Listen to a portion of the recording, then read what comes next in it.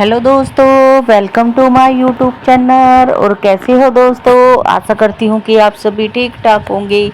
तो हम भी यहाँ पर सभी ठीक ठाक हैं दोस्तों। तो सुबह का 8 बजे का टाइम है और बस अभी पारस को ही स्कूल बस स्टॉप तक छोड़ के आई थी।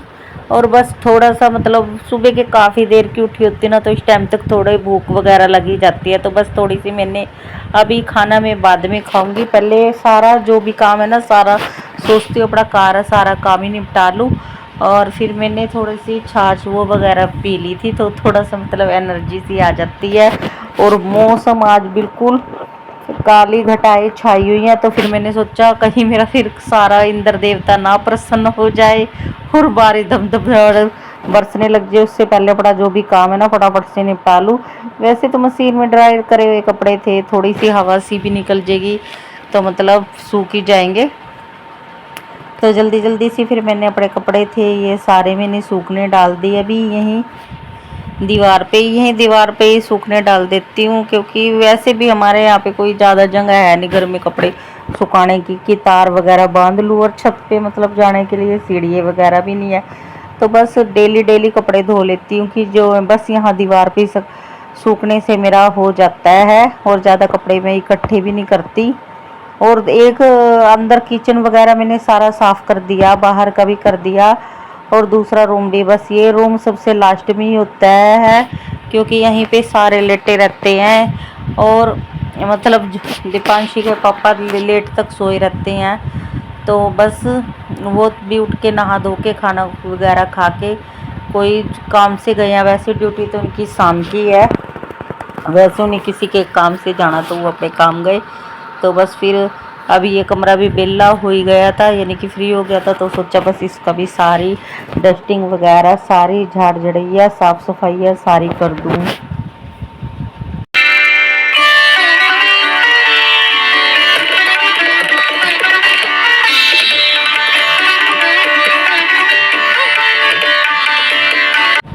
और बेडशीट वगैरह भी झाड़नी थी, तो फिर मैंने उसको भी झाड़ के इसको चेंज ही कर दिया। और मौसम इतना अच्छा हो रहा था ना, बस पूछे ना, ठंडी ठंडी सी हवाएं इतनी अच्छी चल रही थी।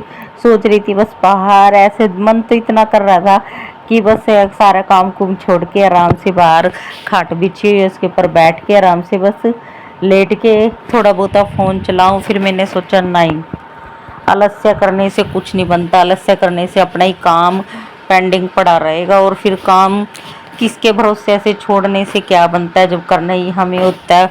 कभी भी आलस्य को अपने ऊपर हावी नहीं होना देना चाहिए, मेरा तो बस यही मानना है।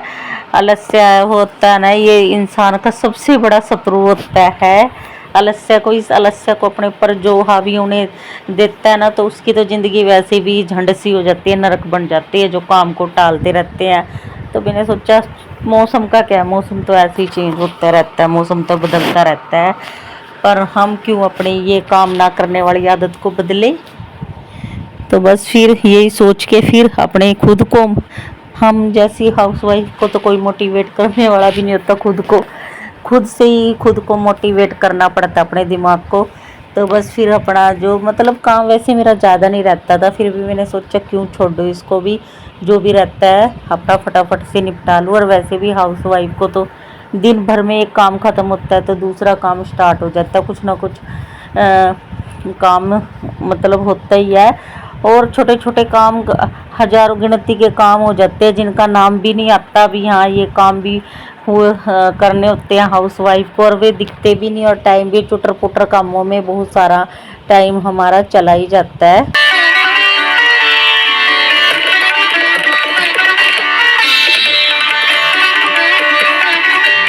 और वैसे में आजकल त्योहार वगैरह भी आ रहे हैं, तो वैसे भी काम फिर थोड़ा हो जाने हैं, क्योंकि कपड़े वगैरह भी स्टिच वगैरह करने हैं कुछ मुझे। और बस तो सोच रही थी मशीन को निकाल लूँ और उसमें अच्छी तरह से उसको खोल बेड़ लूँ और तेल तूल दे के थोड़ा धूप लगवाऊंगी। फिर मैंने सोचा नहीं, आज तो मौसम थोड़ा ख़राब है, एकदम फिर मशीन बहुत भारी है, मतलब अम्ब्रेला मशीन है, एकदम बारिश आ गई ना तो मशीन कैसी बूंद वगैरह लग गई। और मेरे को फिर काम को निपटा के बच्चों को भी बस स्टॉप तक उसको उनको लेने आ जाना होता है, तो फिर मैंने सोचा चलो उसको तो रहने देती हूँ। धूप जिस दिन तेज़ से निकलेगी फिर मशीन में इसको खोल के ना फिर रख दूंगी इसको, तो तेल वगैरह डाल के।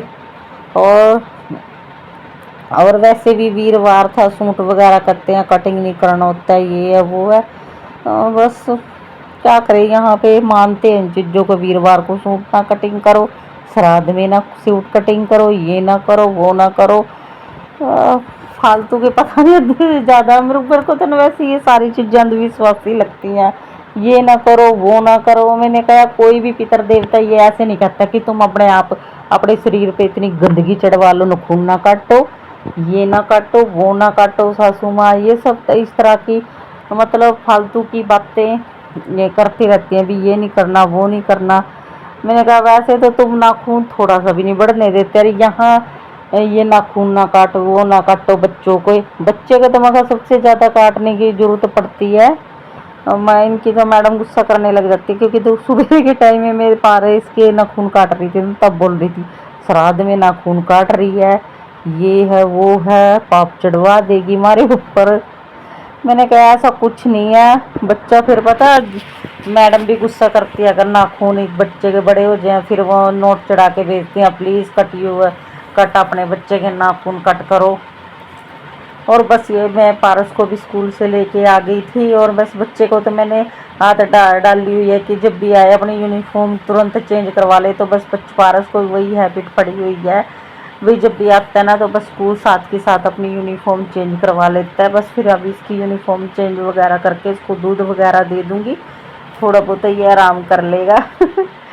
और शरारती बच्चा अपनी मम्मी के साथ शरारती कर रहा है, और दिन भर की स्कूल में क्या क्या खेल के आया, सारा खेल डेली बताता है कुछ ना कुछ। और आते ये देखो अपने सारे अपना पहले स्कूल का काम दिखाता है, मम्मी आज मुझे स्कूल में ये मिला वो मिला, और दिखाने के चक्कर में सारी किताबें सारी ऐसे बिखेर देता है।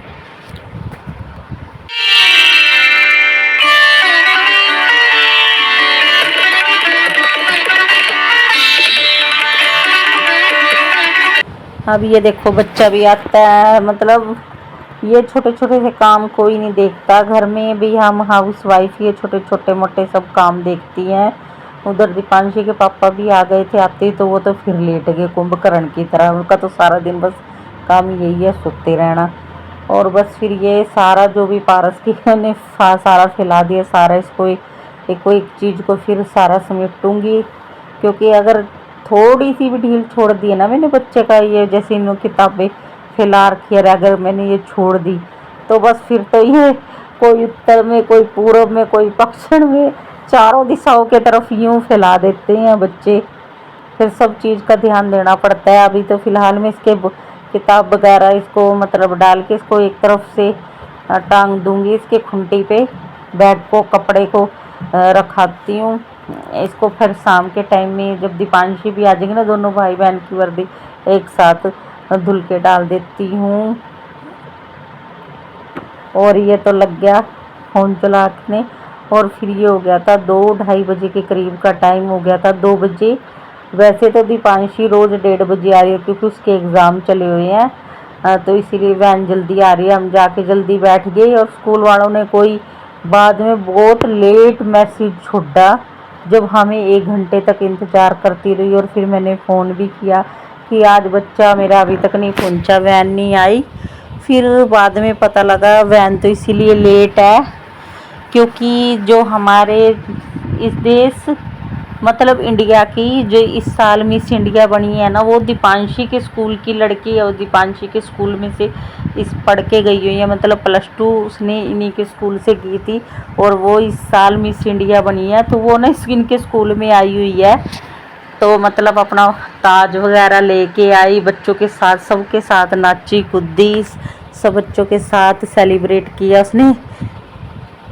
और बहुत अच्छे से मतलब प्रिंसिपल से मिलने आई थी, फिर उनकी मैडम ने उनको सम्मानित किया कि हमारे स्कूल की लड़की कितनी आगे बढ़ गई है।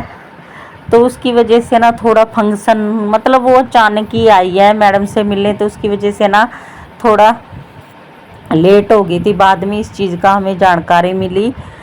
और गांव हमारा ऐसे हो रहा है जैसे बस पूछो ना जैसे कोरोना के टाइम में कोई भी एक भी बच्चा ना बच्चा ना कोई चिड़ी जनावर कुछ नहीं दिख रहा। पूरी ये देखो सड़क बिल्कुल एकदम सुनसान।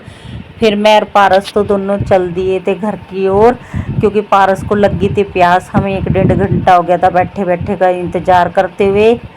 और फिर हम दोबारा फिर से आए दीपांशी को लेने। और ये सामने देखो हमारे गांव का दिख रहा होगा आपको ये मंदिर। और फिर हम दोबारा से दीपांशु को सॉरी पारस को पानी वगैरह पिला के फिर लेके गई। और फिर अब उसकी वैन अब तो आ चुकी थी। उसकी वैन 3 बजे के करीब आई थी दीपांशी। आज तो बहुत लेट हो गई थी। वैसे तो जब पेपर नहीं होते तो 3 बजे ही आती है, पर आज अब तो पेपर चल रहे हैं। 12 बजे पेपर ख़त्म हो जाता है तो 1 डेढ़ बजे तक आराम तक घर तक आ जाती है। तो बस आज तो मिस इंडिया आई हुई थी। तो बस फिर बाद में मैंने पूछा मिस इंडिया देखने में कैसी थी, तो बातें करते आ रहे हैं। वो मिसेज इंडिया कौन थी जो मिस इंडिया बने? है ना, सुंदर औरत थी, लड़की थी। है सुंदर नहीं थी, इतना मेकअप थोप रखा देखा। अच्छा मिस इंडिया वही बन गई वो, उनको इतना मेकअप थोप रखा। काली की बॉडी पड़ी थी, इतने काले हाथ थे।